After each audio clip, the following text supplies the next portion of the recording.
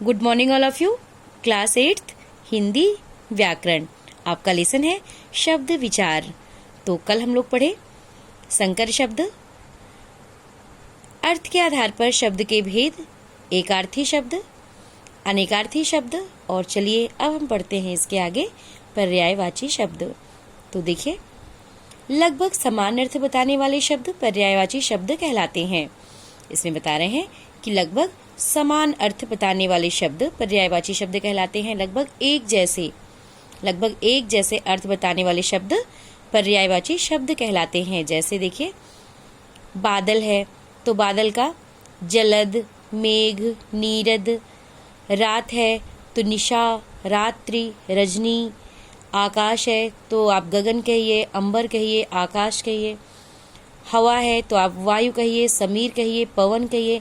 एक ही अर्थ होगा हवा का। तो ये तो था आपका पर्यायवाची शब्द। अब आप देखिए विलोम शब्द। विलोम शब्द क्या है? जो शब्द एक दूसरे का विपरीत या उल्टा अर्थ दे। जो शब्द एक दूसरे का विपरीत या उल्टा अर्थ देते हैं उन्हें विलोम शब्द कहते हैं। जैसे छोटा का बड़ा, ऊंचा का नीचा। ऐसे ही देखिए, खट्टा का मीठा, सुगम का दुर्गम, कटु का मधुर, हर्ष का विषाद, निंदा का प्रशंसा, नूतन का पुरातन। तो जो शब्द एक दूसरे का उल्टा अर्थ दे, विपरीत या उल्टा अर्थ देते हैं, उन्हें हम विलोम शब्द कहते हैं। आगे चलते हैं, श्रुति सम भिन्नार्थक शब्द। तो देखिए, जो शब्द सुनने में एक जैसे लगते हैं परंतु उनके अर्थ भिन्न भिन्न होते हैं, उन्हें हम श्रुति सम भिन्नार्थक शब्द कहते हैं। देखिए, इसमें बता रहे हैं कि जो शब्द सुनने में एक जैसे लगते हैं, कभी कभी ऐसा होता है कि जो हम सुनते हैं लेकिन वो उसके अर्थ अलग होते हैं। सुनने में एक जैसे शब्द लगते हैं लेकिन उसके अर्थ अलग होते हैं। तो देखिए, जो शब्द सुनने में एक जैसे लगते हैं परंतु उनके अर्थ भिन्न भिन्न होते हैं, अलग अलग होते हैं, उन्हें श्रुति सम भिन्नार्थक शब्द कहते हैं। सुनने में तो एक जैसे लगते हैं लेकिन उनके अर्थ अलग अलग होते हैं। देखिए, जैसे अन्न और अन्य। बोलते हैं अन्न, दूर से कोई सुना तो उसको सुनाई पड़ा अन्य। तो यहाँ अन्न का अर्थ अनाज होता है और अन्य का अर्थ दूसरा होता है। नीर और नीड़, सुनने में कभी कभी एक ही जैसे लगते हैं लेकिन इसके अर्थ अलग अलग हैं। नीर मीन्स पानी होता है और नीड़ घोंसला होता है। कुल और कूल, देखिए सिर्फ मात्रा का अंतर है। यहाँ छोटे ऊ की मात्रा है और यहाँ पे बड़े ऊ की मात्रा है। तो कुल का क्या अर्थ होगा? वंश। और एक कूल मीन्स होता है किनारा। ऐसे ही कपट मीन्स होता है धोखा। और ये कपाट मीन्स होता है दरवाजा। तो देखिए, सिर्फ मात्रा, शब्द एक ही जैसा है, सिर्फ मात्रा से इसका अर्थ बदल गया है। तो ये तो था आपका श्रुति सम भिन्नार्थक शब्द। आगे चलते हैं, अनेक शब्दों के लिए एक शब्द। अब ये क्या है, इसको देखिए। जब भाषा में वाक्यांश के स्थान पर एक शब्द का प्रयोग किया जाता है तो उसे अनेक शब्दों के लिए एक शब्द कहते हैं। इसमें देखिए, बता रहे हैं कि जब भाषा में वाक्यांश के स्थान पर एक शब्द का प्रयोग किया जाता है, हम उतना लंबा वाक्य ना बोल के सिर्फ एक शब्द बोल दें, उसी में पूरे वाक्य का अर्थ समझ में आ जाए, पूरे वाक्य का मतलब समझ में आ जाए। जैसे जल में रहने वाला, तो जल में रहने वाला क्या कहलाएगा? जलचर। तो हम सिर्फ जलचर कह देंगे तो भी हमको समझ में आ जाएगा कि जल में रहने वाला। तो हम इतना बड़ा ये वाक्य ना कह के सिर्फ एक शब्द में कह दिए जलचर।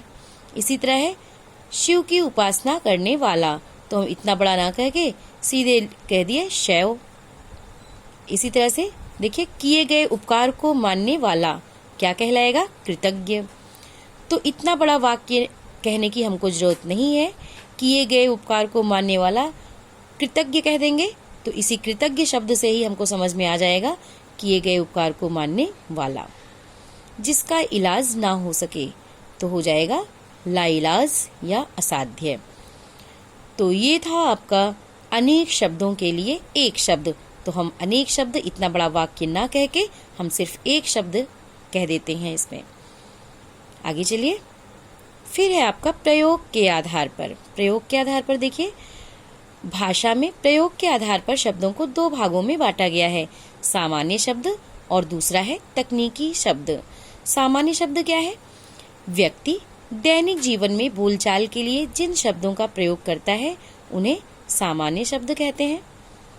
इसमें बता रहे हैं कि व्यक्ति दैनिक जीवन में, रोज के जीवन में या बोलचाल के लिए जिन शब्दों का प्रयोग करता है उन्हें सामान्य शब्द कहते हैं, जैसे नदी, पहाड़, खाना, कपड़ा, मकान, रोटी, मित्र, घर, पंखा आदि, इस तरह के ऐसे शब्द। तकनीकी शब्द क्या है?